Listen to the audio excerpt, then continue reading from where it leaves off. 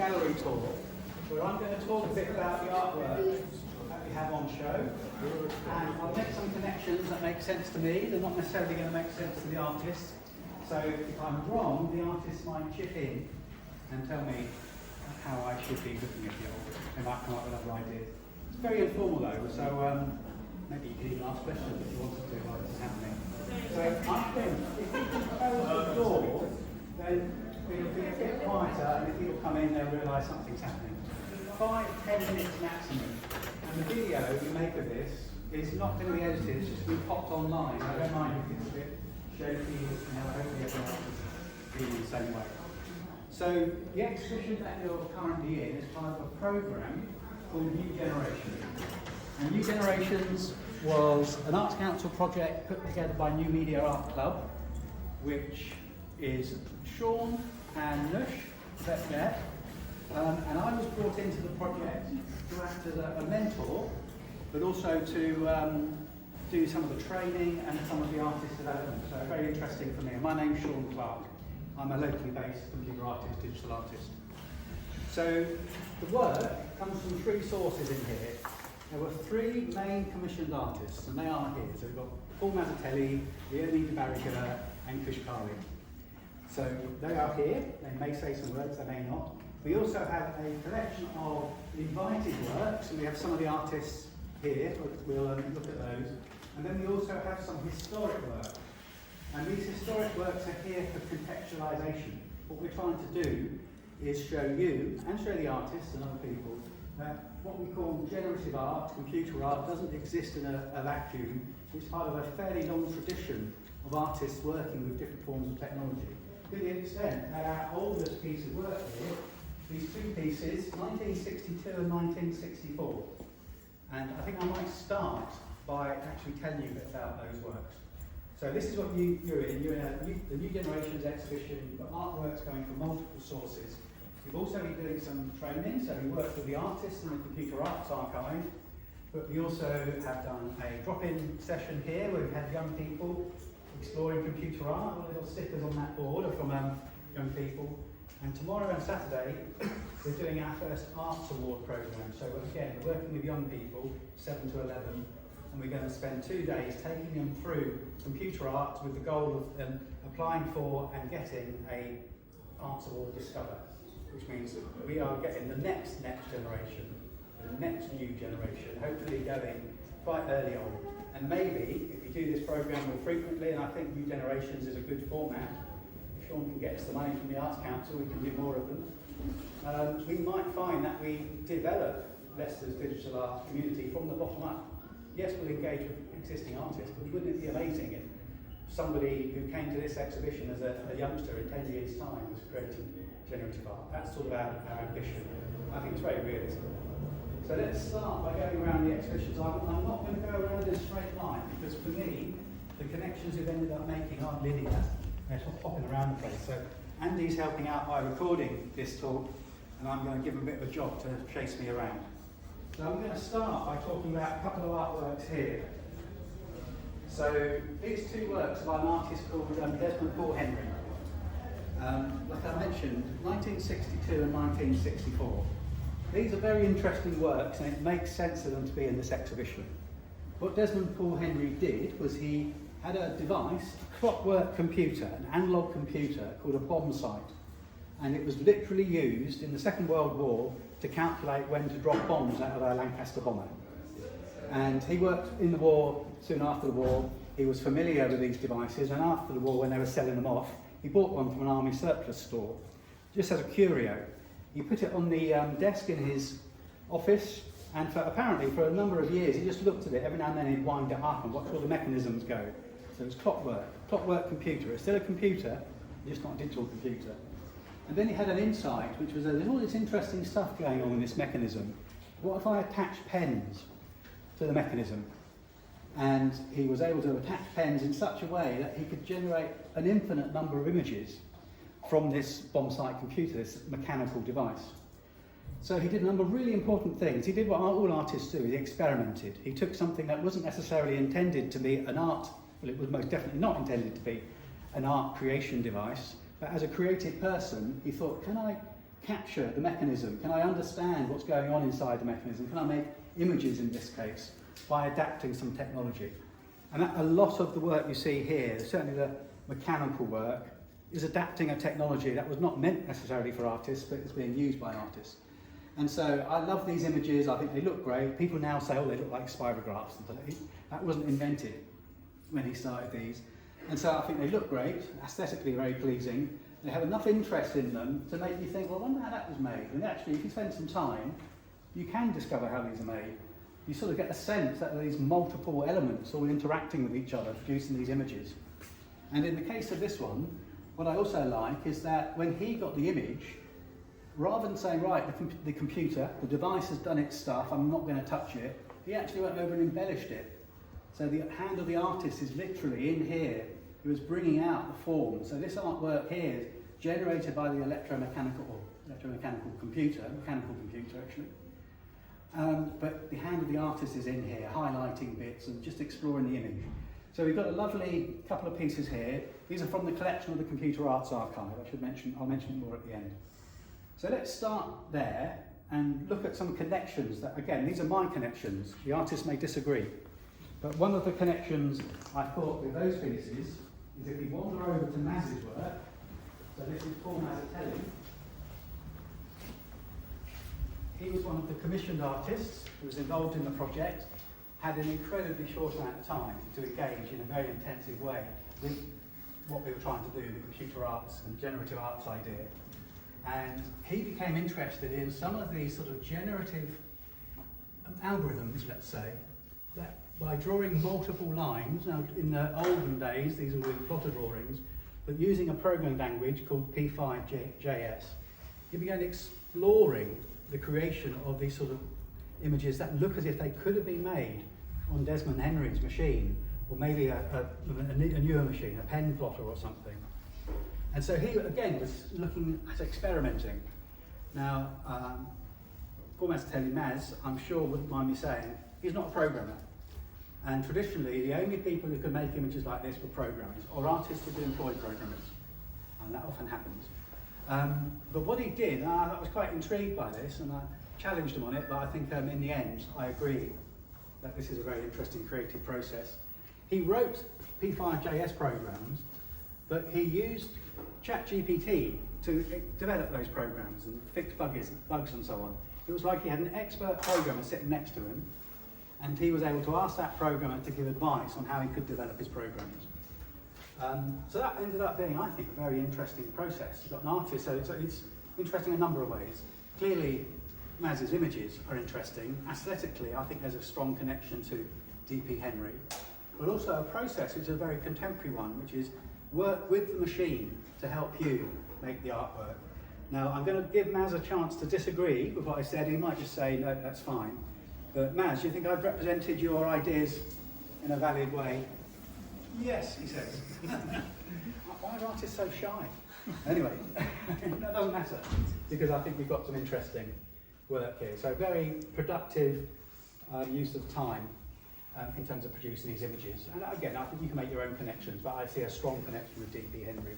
So it's a repetitive process. It was a programming process, not a mechanical process, but the result of repeating a line with a slight adjustment every time you do it, it adds up and you end up with an interesting combination.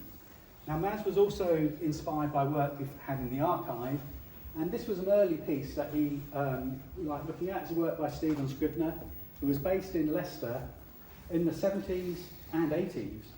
And this piece at the bottom says, Leicester Polytechnic Computer Centre, 1983. And this was produced on a plotter, a type of drawing, a computer-based, electronic computer-based drawing machine, so not mechanical, well, mechanical but not clockwork-powered. And this piece I like, and it's a really good example actually of what inspires me and interests me about generative and computer work, which is, I think, when you look at that, I think that's an interesting image. I like that, it's balanced, it feels like there's an aesthetic sense to it. I like lines and squares, so it instantly is triggering my interest. But if you spend a little bit of time, you can see actually there's structure to this. It's not just random stuff. Every horizontal and vertical has two of those. It has two of those little vertical lines. It has two horizontal lines and it has two diagonals. So actually, this, and the same goes in the horizontal as well as the vertical. So it's not just random squares, lines and so on. There's structure in there. And structure in apparent chaos is maybe the essence of generative art. So it's an interesting piece. Maz also did some work on this screen here, strong sort of early computer aesthetic. So he's running the programs that generate, here we go, green screen. You know, if you're my age, that has a strong resonance with how computers used to look in the old days. So there's some referencing here to computer art history. These are the programs he's written. These are the artworks that he's produced. So as first of our artists who's producing work for this exhibition. Now we also have a number of pieces from the open submission, and I thought I'd start with this piece here. So I'm not going to name every artist because there are lots of artists. This is Joe Banks. Are you? I can't see very well, so yeah. This is quite interesting because it's I would strongly say it's a generative image, and it has stability to it, but if you look at it, everything's moving. So you have a structure that is stable from one sense, but when you look at it, nothing is stable. I like that, personally, in my generative art. And this was made using a classic video feedback technique, where I imagine it was an analog screen, an analog camera. The camera pointing at the screen, the image in the camera gets fed back into the screen and feeds back into the camera. And this technique, you find that there's a point when you move the camera around where what it's putting back is very similar to what's going out. So you have this feedback loop, but it's slightly off edge, and that introduces a feedback loop which has dynamism and movement in it. So it's nice to have a piece like that, isn't it? So let's wander over to, let's go to Kush's piece next. Now, a lot of the artwork that we have here have gone through a classic sort of generative process in that the artist has come up with a set of rules, and those rules are used to generate the artwork. So there might be a computer program running those rules, or it might be somebody by hand making an artwork according to rules. What Kush has done here is almost the opposite. She's looked at Rangoli patterns and tried to work out how you might create those patterns by making small elements. So let's look at this one. So this was you doing a hand drawing, not running a computer program. This is you uncovering the rules and drawing these certain parts. So you can describe these paths as rules, but also you see repeated elements. And again, that's very generative art. And I think it's worth you watching this for a bit longer because you'll see some different patterns. But what you start to see emerging out of these processes are classic Rangoli patterns. Rangoli are those sand patterns that you can make, you might see. So I don't know a lot about the original process to create these, but it's sort of similar. I imagine inside the artist's head, they're doing a similar thing, right? I need to draw around this one, then I need to move two and draw around another one, I need to move two. And they end up, from these simple rules, producing a pattern which is quite complex. So you're seeing this from the other way around. You're seeing somebody who's taken an existing pattern, deconstructed it, and produced a set of rules that they're visualising here to show the artwork. Do you think I'm right, Kush, to interpret it in that way? Yeah, pretty much. What I would say is, so this isn't a Rangoli pattern. Oh, okay. This is it's a similar sort of. It's another version, basically. Yeah. So different parts of India will have sort of slight variations on these sorts of patterns. This is Kolam, which is more sort of like south. So how is this one made? Is this not sand? So it's similar to Rangoli in that you use chalk and you use it on the ground. You'll see sort of like around Diwali time, you'll see Rangoli patterns on front of people's houses. So yeah, you'll be setting out your sort of grid with chalk, and then you'll be very sort of like delicately, precisely dropping the coloured powder to make lines or shapes. And it's something, I was watching some videos, and it's sort of like a really nice action that I would actually like to spend some time doing, which is sort of like picking up some of this coloured powder and letting it drop between your thumb and your index finger. And I think you need a lot of practice actually to get like a nice clean line with it. So that's what I was looking at, these sorts of like traditional Indian patterns, because that relates to... And do you think, when did this art form start? We're looking hundreds or even thousands of years ago? So many thousands of years ago, I'd say. So these patterns do not look out of place in a generative art exhibition, but they have a huge heritage well before computers. So people were making these regular repeating patterns well before the computer came along. And even, we looked at Henry's work, that is not a computer as we conceive it, whereas Maz's work took inspiration from a whole bunch of things, but ended up creating work that has a clear connection. So you've got these interesting connections happening. So it had that real personal connection for me actually, sort of like thinking about my South Asian heritage. And that felt really important to sort of like connect all those things up as well. And going into this project, sort of like one of the main reasons I applied was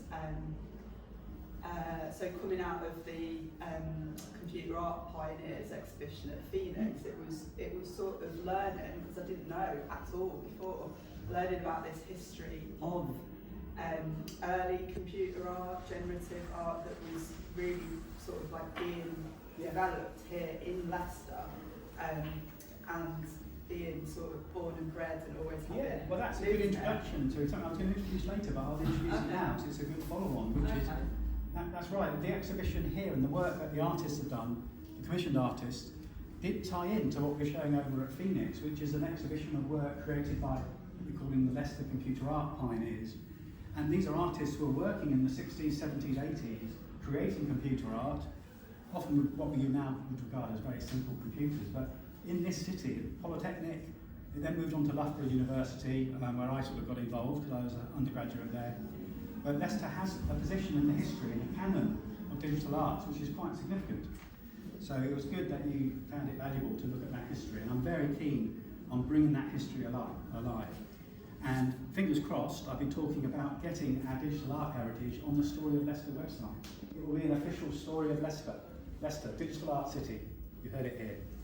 So let's think about some of the other work that's near Trish's work. So she liked the look of this artwork from the Computer Arts Archive, and this is a Harold Cohen piece. Now you might say, well, there's no obvious, you might say, connection between these, but actually this is a generative artwork in that Howard Cohen worked for over 50 years on this idea that he might be able to turn his creative process into a computer program. And he's passed away, and the idea being that the program can carry on making Howard Cohen originals. Well, this was made in 1990, and it was an Aaron drawing. Aaron was the name of his drawing program. And it has the sort of Harold Cohen world of figures and plants and stones and so on. And I think a lot of people like Howard Cohen, and Howard Cohen, his stock is rising. He's one of the better known computer artists now, and I think it will continue to rise. One of the things about his practice was that he wanted to use AI to disembody his practice, and he came to the conclusion in the end that AI, Aaron, was good at line drawing, but he was better at colouring in. That makes it sound. He was a colourist. He was a very professional, skilled colourist. So a lot of his work, the form is produced by the Aaron program, but the colouring is produced by him. So it's a collaboration between the person and the machine. And you might say, well, looking back at that D.P. Henry piece, that's a collaboration between the human and the machine. We're living in a world now where everyone's talking about AI coming along and potentially putting us out of the job and whatever, or replacing humans.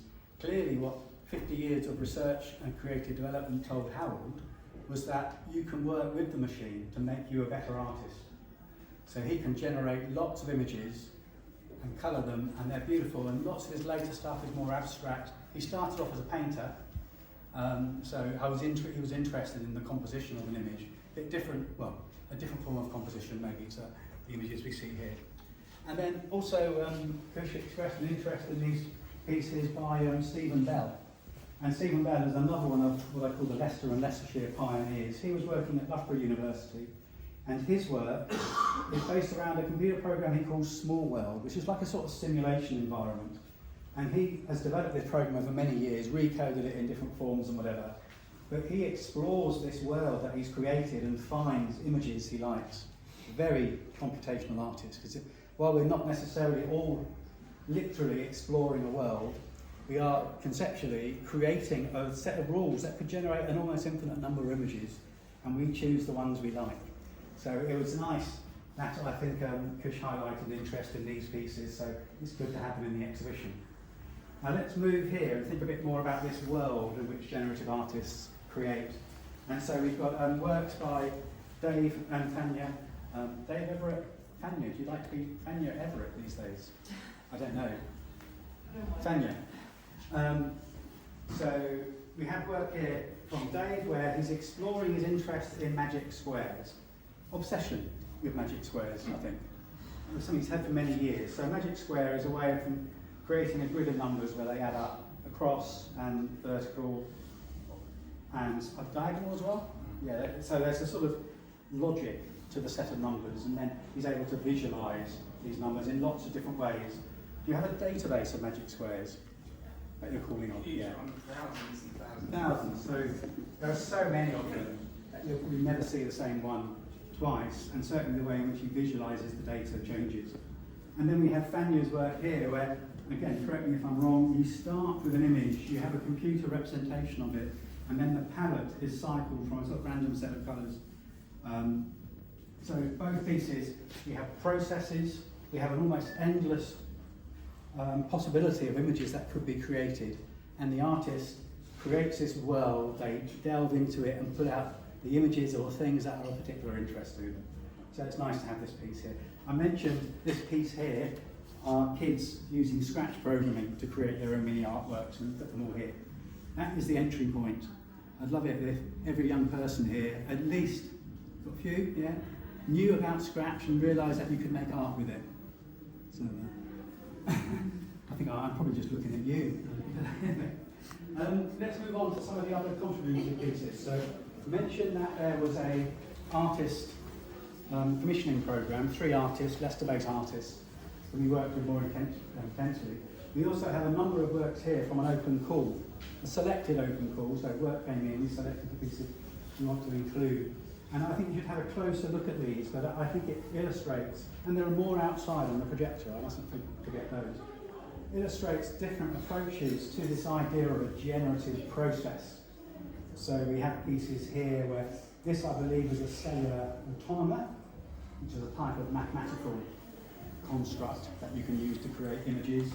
We have some nice pieces here with nice analog feel connections between lines, or connections between words and so on.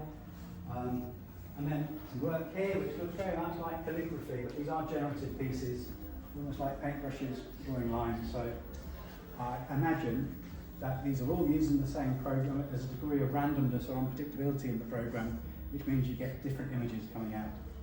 And then a nice piece here from Brian Refton Smith, another one of our pioneers, slightly different pioneer. His connection with Leicester is that he grew up in Selby. So great artists can come from Selby, you know, it doesn't matter where you are. And he was the winner of the first Pre-Arts Electronica. And this piece is clearly figurative, but it's also generative in that the way in which it's drawn involves a computer program. But I always find there's a mysterious component to Brian's work, and I never fully understand, but I love it anyway. So we have that piece here. Now we're going to shift over to look at the third commissioned artist, and I wonder if you could switch the work on, Leonie. So let's think about what's going on. So that is a dot matrix printer. Younger people will not know what a dot matrix printer is, but it was a very noisy way of printing by bashing pins against a ribbon.